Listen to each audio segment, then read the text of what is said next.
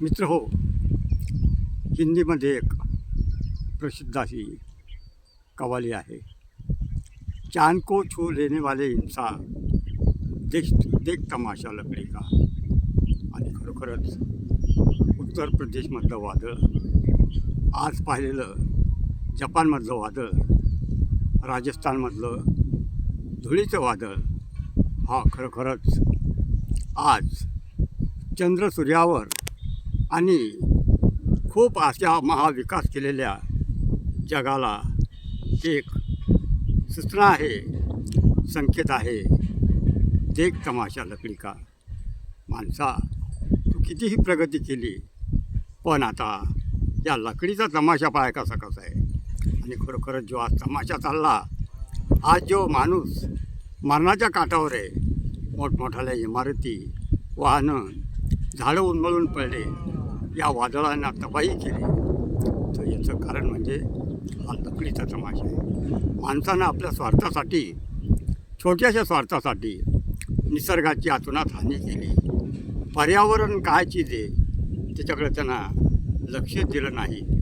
तो 100 वर्षाचा विचार आपल्या स्वार्थासाठी करू लागला. झाडं तोडली, सर्व प्रदूषण केलं. आणि विचार काय होता की आपल्या लेकरा बाळाला अवलादीला आपण सुखी समृद्ध करू.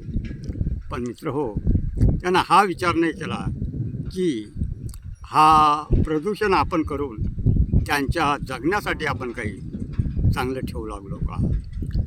शास्त्रज्ञ म्हणतात की अजून 100 वर्षाच्या आत या पृथ्वीवरला ऑक्सिजनच संपून जाईल. म्हणजे एकीकडे आपण भविष्याचा, आपल्या मुलाचा विचार करायचा, लेकरा बाळाचा विचार करायचा, आणि त्याच्यात पायावर जणू कुऱ्हाड आणायची, इकडे झाडं तोडायचे. सांगा, आणि सरकारी योजना काय फक्त कागदावर आहे. शेतकोटी झाडं लावा, सगळे कागदावर झाडं, ते का काही प्लास्टिकचे झाडं आहे का आता उद्या वाढतील म्हणून. तर असा सगळा धिंगाणा चालू आहे. आपला विकास हा पत्त्याच्या डावासारखा कोसळणार आहे. म्हणून माणसानं आता तरी सावध व्हायला पाहिजे, झाडं लावली पाहिजे, पर्यावरणाचा ऱ्हास होणार नाही, इकडं लक्ष दिलं पाहिजे. नाहीतर धोक्याची घंटा अशी आहे की आपलं 4-2 वर्षात सर्व मानव जातीचं अस्तित्व हे धोक्यात आहे. म्हणून परत मला वाटतं की चांद को छू लेने वाले इंसान देख तमाशा लकडी.